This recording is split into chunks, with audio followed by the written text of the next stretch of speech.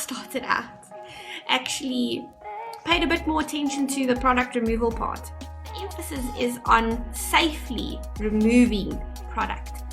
All in while you've done your nail course and we touch a little bit on how to remove with your Efile. We talk about the soaking, but it's different when your client actually walks in with a set that you need to rebalance. You need to remove that product 90%. What does that 90% look like?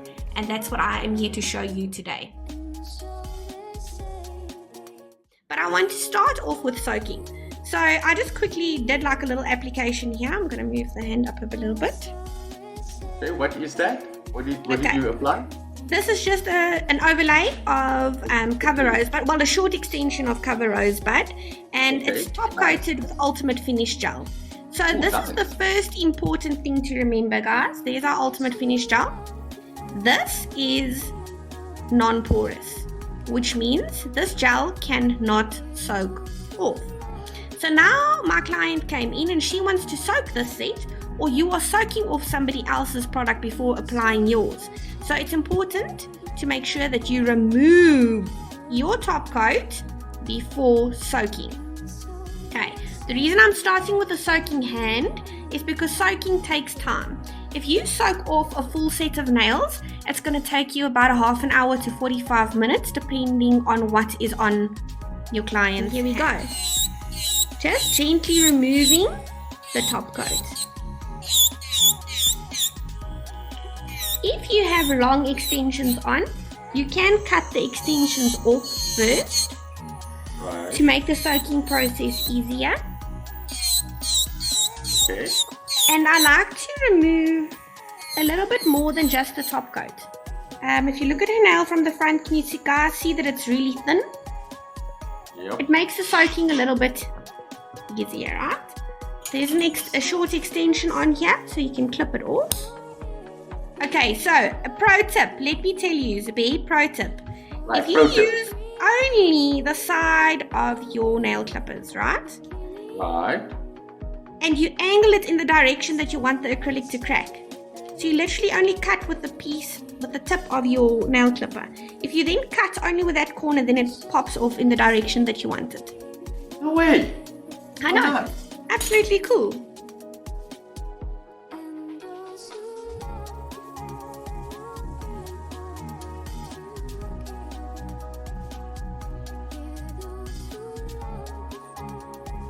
Guys, I absolutely love these soaking bowls because this piece can remove.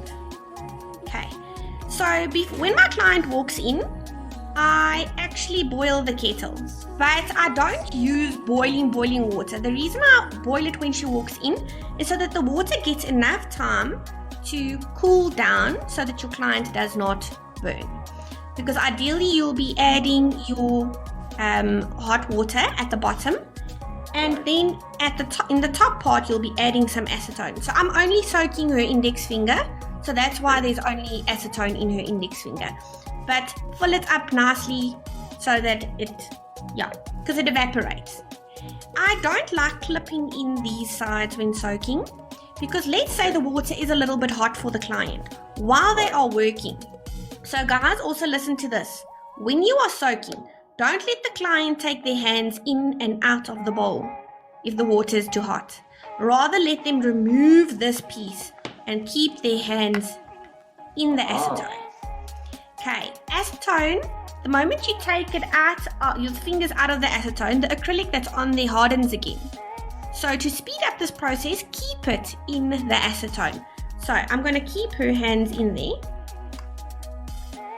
Okay, so let's say now the water is, the acetone cooled down again. She's going to take the whole bowl and put it back into the hot water, like that. In this case, then her finger never leaves the acetone.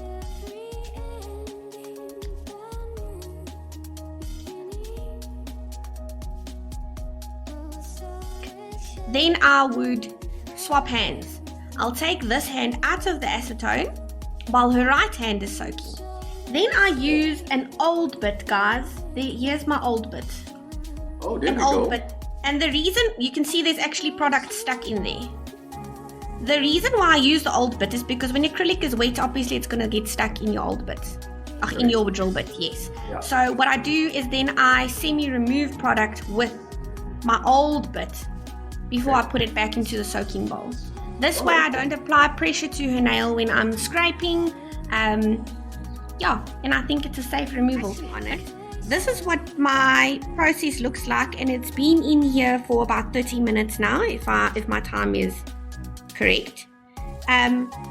This should be so soft that if you pull at it now, most of it comes off. I'm not applying any pressure to that nail. Can you see there's a little bit left there still? Oh, it's blurring. There we go. There's still a little bit of product left. What most people do wrong now is they pick at that to get it off.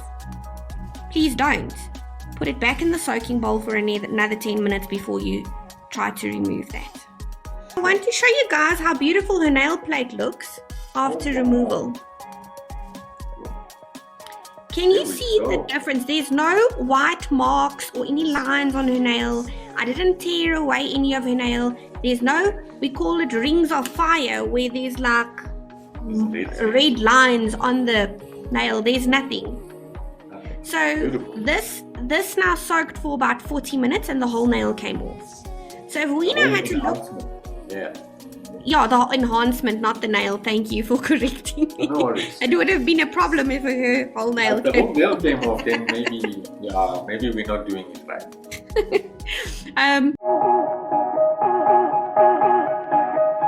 I'll be using my tornado bit, and I will be removing this for you guys.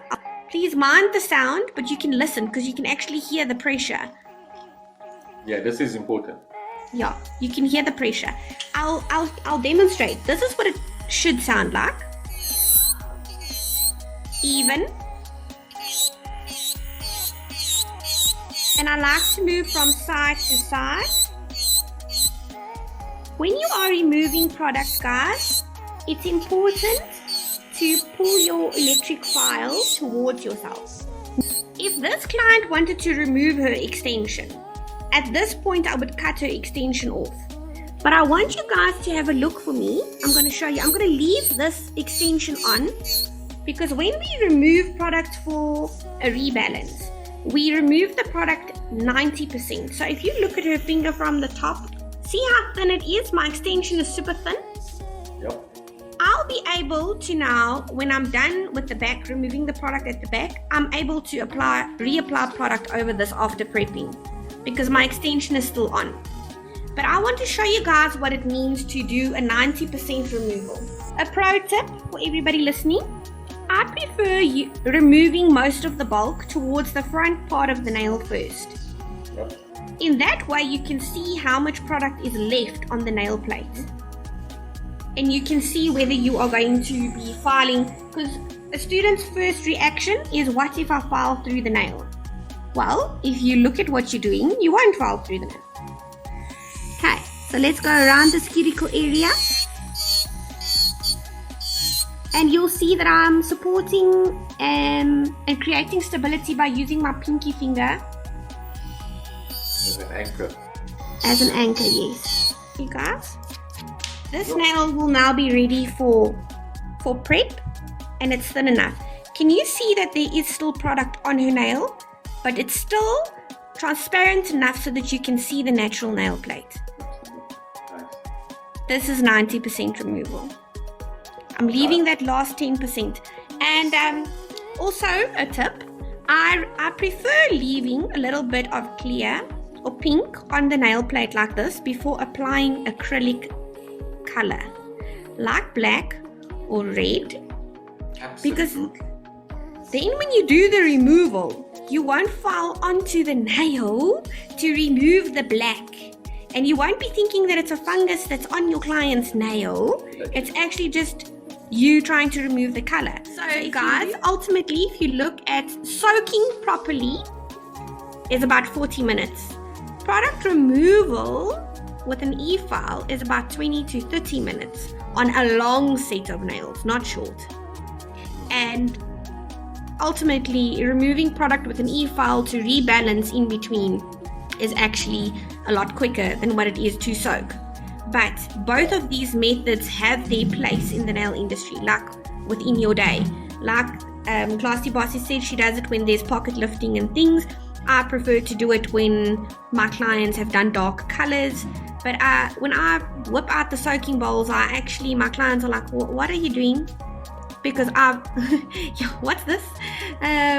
Because I'm used to using my Efile all the time. Welcome to email us, go onto the website, get in contact with me, DM us. Guys, the opportunities and the stuff are endless, please. Awesome, and we'll see you back here next week, Monday. Absolutely. Take care. Thank you, Zabe. Bye, guys. Bye, everyone.